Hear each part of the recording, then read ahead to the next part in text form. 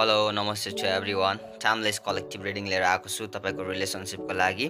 रिलेसनसिपमा problem face गर्नुभएको छ, रिलेसनसिपमा केही डिस्टर्बेन्सहरू छ भने यो रिडिङ तपाईँहरूको लागि हुनेछ। कार्डमा फोकस गर्नुहोला र पार्टनरको नाम 3 चोटि लिएर पार्टनरलाई माइन्डमा सोच्नुहोला है। द मजिसियनको कार्ड आएको छ, म्यानिफेस्टेसनको कार्ड आएको छ है, फाइभ अफ कप्सको कार्ड आएको छ। तपाईँको पार्टनर चाहिँ अहिले एकदमै तपाईँको लागि फिलिङ्स नै छैन क्या, एकदमै फिलिङ्स नै मरिसकेको छ तपाईँप्रति होइन। पहिलाको झगडाले डिस्कसले हुनसक्छ होइन, पहिलाको चित्त दुखाइले हुनसक्छ, तपाईँप्रति एकदमै नेगेटिभ हुनुहुन्छ, तपाईँप्रतिको फिलिङ्स एकदमै उहाँको एकदमै लो छ र एकदमै इम्याच्युरिटी पनि देखिन्छ। अलिकति म्याच्योर्ड हुनुपऱ्यो, अलिकति सिरियस हुनुपऱ्यो रिलेसनसिपमा। र म्यानिफेस्टेसनको कार्ड आएको छ है, म्यानिफेस्ट गर्नुपऱ्यो, जति म्यानिफेस्ट गर्नुभयो त्यति नै रिलेसनसिप राम्रो हुँदै जान्छ है। त म्यानिफेस्टेसनमा चाहिँ तपाईँले अलिकति जोड दिनु पऱ्यो है।